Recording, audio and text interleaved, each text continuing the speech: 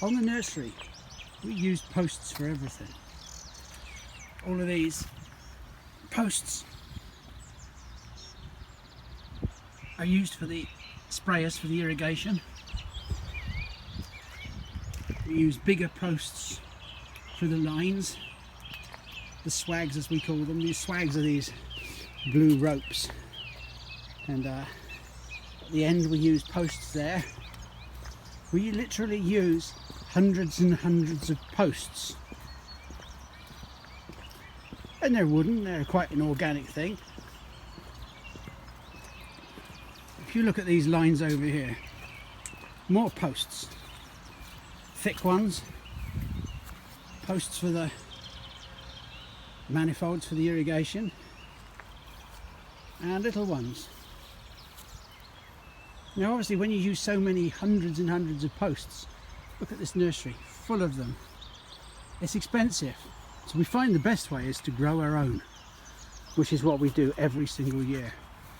So we've always got a ready supply. They're especially important when we have conifers, because conifers through the winter have got a lot of foliage on. So unlike deciduous trees or shrubs, they catch the wind, so they have to have two swags. One also carries the irrigation lines. So again, it's more posts.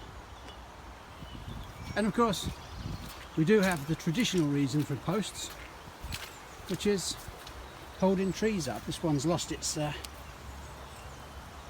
tether, so we'll have to get that tied in.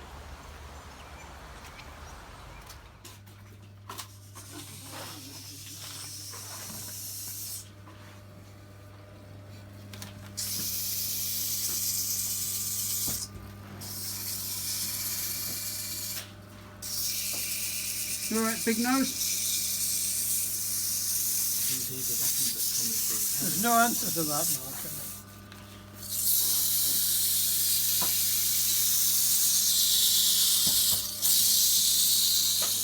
They were spaghetti trees. Yeah, I need to get this little bird out. Come on, little bird. There you go. In a natural habitat, the propagate, it is important not to get too close. Why? They can be very aggressive. They have a tendency to snort, primarily when they laugh. It is also a very flatulent creature and will produce a vile odour whenever it feels threatened. Really? Yes. Jesus Christ. It's angry in the maintenance section. You see, the bamboo there, you see them as canes, but they're just straightforward bamboo. Just easily grown. And these posts here, and these rounded posts are just grown. This one here is a little bit longer and thinner. This one's been cut back, and that makes it slightly fatter. And this is the size we're looking for. These are the size of posts that we need to grow. It's really important though that they're propagated from what we call, like we grow verbascums. Verbascums are done by root discs. Similarly with the posts, we use post stem discs. Thanks, Wayne. Now this post has been cleaned up, and we get them nice and clean, and then we take off discs from the stem of the post, like this. If you look inside this pot here, we have all the discs ready. And a good idea is to just nick them. It's similar to you do with verbascum root cuttings. You just take the disc and make a little nick there. Now, that little nick will help the disc absorb moisture throughout the course of the spring and summer as it begins to germinate. We will get these planted up. Thomas will plant these in a minute or two, and we'll show you how we do it. It's a very, very economical and efficient way of growing your own posts. Right, another important thing, if you can do it, it's not essential, but these discs prefer to be vernalized. That means they have a period of cold out in the winter in which they can break dormancy. Otherwise, they will not germinate. So it really helps if you can just take your discs around about September, October, and then just plant them up about now. It's what, late March, coming up to the beginning of April. It is, the day length is important. These post discs grow best in a certain day length.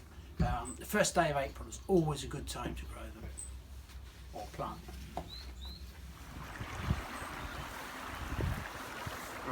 Thomas here is now preparing the drill for the post discs. Yeah, so what I'm doing, I'm just digging a V-shaped trench for planting the discs along. See, it's really useful and easy to do with this sort of triangular shaped hole. It's a real useful hole for weeding, but it's also useful for doing jobs like this, where you just pull along, just keep moving it out the way and dig a nice, doesn't have to be that deep really, just enough so that the discs can get nicely into the soil. You can see here now, the old-fashioned way of keeping a straight edge was with a line, like this. But actually, I've always preferred to use a board wherever possible, because you can stand on it and walk on it and you don't get your feet all clogged up, as Thomas is doing there. Just go over it, get rid of any big stones if you find them, because the discs aren't going to be able to grow through that. Alright, can you hear me? Right, and what it's important to do as well, you don't want to be planting the discs when they're dry, they need to be moist. So we're just going to go and dunk each disc into the stream. Hopefully I won't lose them, we've had a lot of rain recently. Give them a nice soak like that in the stream. Individually, I mean if you have something better than this, you could do them all at once if you want to do a lot. But just give them all a nice soak, so you're obviously not planting them dry. Yeah, a colander or something like that. I mean I could dunk them in this pot, but I'd probably end up using some. And I look like a bit of a tool. So we're going to do that with them all and we'll come back to it. Now these posts were grown last year. You can see they've made quite nice long posts now. We've used most of them from this border where we grow them. At the back are some 2-year-olds. You can see they're a lot taller. Right at the back is some leeks. They've got nothing to do with it. So Thomas will show you how to plant them now.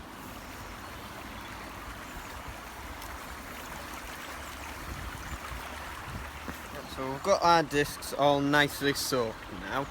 We've got them all with the nicks inside them, and much like a verbascum, what you want to do in the trench is plant them with the nicks facing down into the soil. Just like that. I mean, you want to be spacing them apart quite nicely, because obviously you can see how quickly they grow. So put them every 20 centimetres, 30 centimetres every foot or so, just to give them plenty of growing space. And press them well in, of course. Yeah. Thomas has been a bit of a fanny there. So again, nick down. And it's obviously you've got to give them plenty of room to root, and obviously they take a lot of moisture in, so they need watering in after doing this as well. So I'll go along the entire length of board, and I'll probably end up needing another line of rows as well, and plant them like so. Right, so Thomas is going to show you how you can pull the tap roots of these out now. Oh, you tosser. No, the idea is actually to bring it out with a pointed tap root so that they're ready for planting again. If you just take the camera, Thomas, I'll show you how to do it properly. Looks like a fanny there. There. The idea is to give it several twists. And if you twist it long and hard enough, you have to be careful, you feel it coming away. And there, see? It comes out with a point on the taproot. And that is a perfect post. Absolutely brilliant. Absolutely, we can use that straight away. Save us a fortune. the bed where Thomas has already been has been covered with a net. That's because jackdaws and crows and some of the sort of rooks and things will take these discs. They seem to find them attractive for some reason. I thought they're just like shiny things, but no, they will take the discs out the garden, so we have to net them. Birds do like wood. Birds. I don't know what birds you've been with, Thomas, but when I was growing up they weren't so keen on the old wood. Now that one there, that is old Stumpy, and that one was just left. We left that there about, I don't know, about 12 years ago, and it's just grown up and up and up. And we use it in the middle of this pagoda we're creating out of step over apple trees, which you can see are really budding up nicely now. And It came in very useful for our erection here. yes, it's very good for that. Old Stumpy. And that's what happens if you leave them.